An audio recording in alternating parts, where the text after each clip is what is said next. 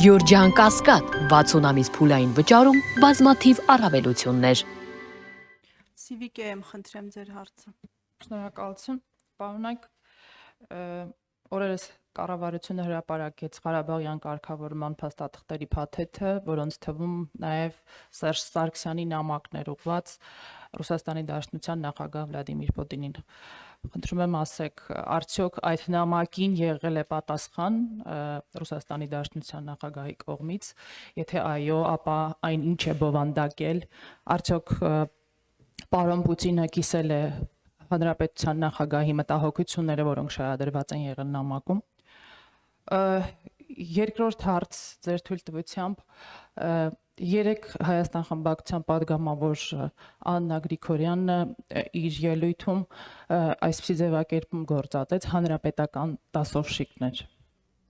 Ուզում եմ հարցնել, վիրավորված չեք, պարոն Մամեդյանյան, պարոն Աբրահամյան, նման ձևակերպումից ստացվում է, որ ձեր կառավարման օրոք այդպիսի ինստիտուտ է գործել դասովշիկների, որոնք փաստորեն աջակցել են, որպեսզի դուք ընտրություններում հաղթեք։ Եվ երրորդ հարցը, Հանրապետության նախագահը պարոն Սերժ Սարգսյանը շաբաթներ առաջ հայտարարեց, որ երբ եկեղեցու կողմից լինի առաջարկ աջակցելու, սատարելու, ապա կարձագանքեք այդ առաջարկին, հիմա ինչու եք անհաղորդ եկեղեցու շուրջ տեղի ունեցող զարգացումներին, ինչու հաջակցություն եկեղեցու եւ ամենայն հայոց կաթողիկոսի հանրահավաք կամ այլ ակցիա չեք կազմակերպում։ Շնորհակալություն։ Քանի որ բազմաշերտ էր ձեր հարցը, հուսով եմ չեմ մոռանա տարբեր հարցադրումներ, մի մասին ես կանդրադառնամ,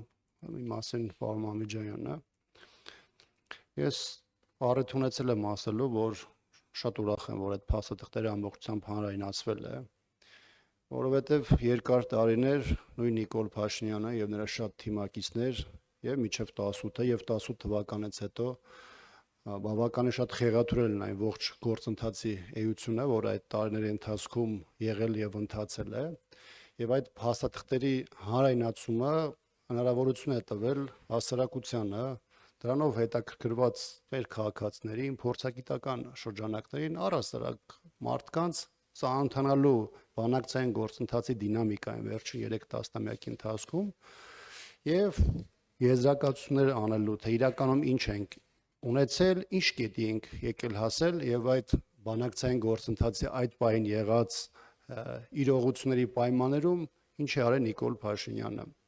Իհարկե, փաստաթղթերը, որոնք հրապարակվել են, որոշակի առումով նաեւ ընտրովի են, որովհետեւ ասել, որ ամբողջականն է հանրայնացվել, բնականաբար դա ակնհայտորեն այդպես չէ։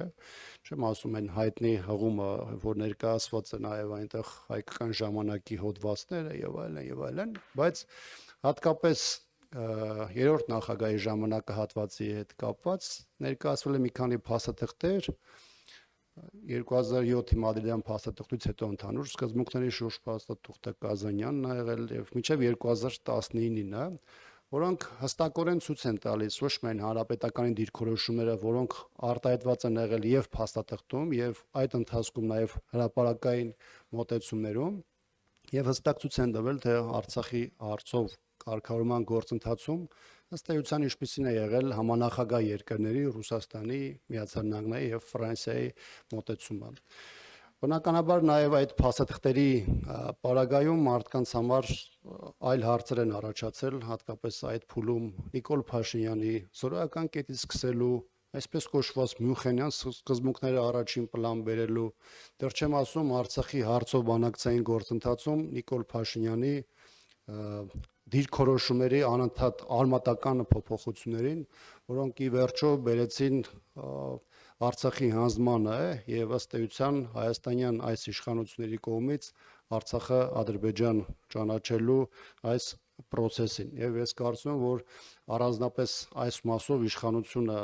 այս իրավիճակում այլևս որևէ բան նույնիսկ ասելիք էլ չունի։ Ինչ վերաբերում է կոնկրետ նամակին, կարծում եմ, որ նամակը այս տեսանկյունից մենք չենք հրապարակել, բնականաբար մենք ծանոթ ենք տեքստին, բայց կոռեկտության հարց կար պայմանավորվածությունը, որ նամակը ունի երկու հասցեատեր եւ բնականաբար առանց մյուս հասցեատերի համաձայնությամբ դա հրապարակելը նաև էթիկայի առումով կոռեկտ չենք համարել, առավել եւս հիմա դուք հարցում եք դրա պատասխանի մասին։ Կոնկրետ բովանդակությունը կարծում եմ հստակ արտահայտել է ոչ միայն այդ ժամանակահատվածում երրորդ նախագահ Սերժ Սարգսյանի Արցախի հարցում ունեցած դիրքորոշումների հստակեցումները, կարմիր գծերը, ներկայացված այնտեղ այն մանիպուլյացիաները, որոնք Ադրբեջանը փորձում է անել կամ իրականացնել, իսկ մյուս շահարկվող հատվածը, որը վերաբերում է հատկապես ռազմական բալանսի հետ կապված թեմային, կարծում եմ, որ եւ կոնկրետ ձևակերպումը եւ դրա տողատակերում ներկայացվածը ըստ էության բավականին հստակ է։ Առաջին հերթին առայն, որ Հայաստանի այդ ժամանակվա իշխանությունը իր պետական ազգային շահերը իրացնելու ճանապարհին օգտագործել է բոլոր հնարավորությունները, լրացուցիչ պայմանավորվածություններ Ռուսաստանի հետ այդ փուլում ձեռք բերելու եւ շատ ավելի պաշտպանված հայ ժողովրդի շահերը ներկայացնելու առումով, որը արտահայտված է եւ դրանից հետ դրան հաջորդ ժամանակահատվածում ռազմական նոր ձեռքբերումներին $300 միլիոն շրջանակներում երկու փուլով եւ վերաբերում է օժանդակությանը, որը Հայաստանի Հանրապետության ներկայացվել է նաեւ 16 թվականից հետո, այնպես որ կարծում եմ այն մարդիկ, ովքեր այստեղ փորձում են ինչ-որ բաներ փնտրել, փորձում են քարոզչական նյութ ձեռնարկել, կարծում եմ դա նրանց ըստ էության չի հաջողի, որտեղ իրողությունները եւ այն փաստերը, որոնք հանրայնացված են, հստակություն են ներկայացրել մեծ թվով հարցերի շուրջ։ Հավելեմ պարոն Աբրահամյանին, նախ շարունակեմ նամակի թեման, ինչպես պարոն Աբրահամյանը նշեց, այդ նամակի պատասխանը հույժ գաղտնի է, մենք հույժ գաղտնի փաստաթղթեր նամակի ամբողջ գործընթացն է հույժ գաղտնի, բայց հրապարակային մենք բոլորս կարող ենք տեսնել դրա պատասխանը որն է։ Դրա պատասխանը եղավ այն, ինչ պարոն Աբրահամյանը նշեց, այսինքն սպառազինության ձեռքբերման համար հաստատված վարկի եւ աջակցություն։ Դրա պատասխանը եղավ այն, որ հետագա փաստաթղթերում միջանկյալ կարգավիճակը իր բոլոր երաշխիքներով հանրաքվեն, որը հիմա որոշ քարոզիչներ փորձում են ներկայացնել Ադրբեջանի ողջ տարածքում էր, եսի ինչ այնտեղ սևով սպիտակի վրա գրված է, որ այդ հանրաքվեն անցկացվելու էր Ղարաբաղում եւ Ղարաբաղի բնակչության համար։ Ակնհայտ է, չէ՞ ինչ էր լինելու արդյունքը։ Եթե Ադրբեջանը, ենթադրում եմ, որ այդ հարցը կտակ, երկարացներ հանրաքվեի իրականացումը կամ չհամաձայնվեր, Լաչինն ու Քելվաջարը կմնային հավերժ հայկական, ինչպես ասել է Ադրբեջանի նախագահ, երբ որ առաջին անգամ Փաշինյանի դավաճանության եւ հանձնման արդյունքում ոտք դրեց այդ տարածքներ, ասեց, որ եթե բանակցային գործընթացը գնար այնպես ինչպես գնում էր, այս տարածքները հավերժ մնալու էին հայկական։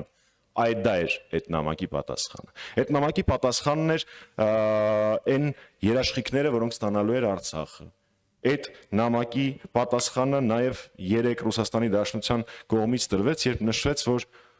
Նիկոլ Փաշինյանն է բանակցային գործընթացը կանգնացրել 19-ի առաջարկին ինքնա մերժում բառը չօգտագործեմ, բայց համենայն դեպս արել է գործողություններ Արցախ, Հայաստանը եւ վերջ եւ այլն, որոնց արդյունքում բանակցությունները 19-ի առաջարկի հետ կապված չեն շարունակվել, իսկ 19-ի առաջարկը, որ ինքը խափում էր, թե իբր չկա, աշխատելու համար բավական լավ փաստաթուղթ էր աշխատելու համար եւ այնտեղ կարելի էր ավելի լավացնել Հայաստանի դիրքը։ Ինչու՞ չէ, նաեւ Վիեննա, Սանկտ Պետերբուրգը եւ մնացած բոլոր զարգացումները, որոնք տեղի են ունեցել, այդ թվում նաեւ այդ նամակի արդյունքներն են։ Գիտեք, այդպիսի դրվագներ գրավոր նամակների, բանավոր զրույցների, 2-3 տարբեր տրեկերով դիվանագիտություն իրականացնելու նախագահ Սարգսյանի կառավարման ընթացքում շատ են եղել։ Ու դրանք մենք չենք գաղտնազերծում, որովհետև դրանց արդյունքները, դրանց հետևանքները տեսանելի են բանակցային գործընթացից։ Այս նամակի մասով։ Գիտեք, Տիկին Գրիգորյանի հետ կապված ես ձեր գործընկերոջ հարցին պատասխանեցի, ես երբեք իմ թիմի համար երբեք ամոթ չեմ զգացել, չեմ զգում եւ չեմ զգալու, բայց թույլ տվեք ես Civic AM-ով չպատասխանեմ ընդդիմադիր գործընկերոջս, որովհետև ի տարբերություն շատ ու շատ ընդդիմադիրների ես քաղաքական հակառակորդների պարագայում մտածելու բաներ չունեմ, ես գիտեմ իմ քաղաքական հակառակորդը ով է։ կան ոնց որ թե Հայաստանի նաև ընդդիմադիր դաշտում մարդիկ, ովքեր երբեմն խառնում են, թե ով է իրենց իրական հակառակորդը քաղաքական կամ էլ մենք իրանց մասին սխալ կարծիքի ենք։ Ինչ վերաբերում է եկեղեցու նկատմամբ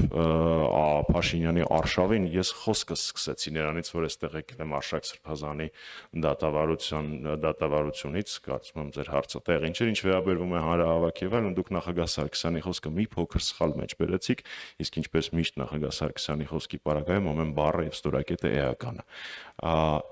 Քանի որ խոսքը գնում է եկեղեցու նկատմամբ արշավ, մենք համարում ենք, որ վեհապար Հայրապետը եւ առաքելական եկեղեցին պիտի նույնիսկ հորդոր բառը չեմ ուզում օգտագործեմ, ակնարկի, թե ինչ գործիքակազմով ենք մենք պայքարելու այս հայտարարության դեմ, որովհետեւ ամեն դեպքում մենք խոնարհությամբ պարտավոր ենք ընդունել հայրաքելական եկեղեցու ցանկացած ձև եւ ցանկացած բովանդակություն պայքարի իրականացման եւ այդ ձևերից յուրաքանչյուրի պարագայում ձեր նշած փողոցային պայքարից մինչեւ ցանկացած այլ դրսևորում հանրապետական կուսակցությունը ինչպես եւ խոստացել է ինչպես ազգային պահպանողական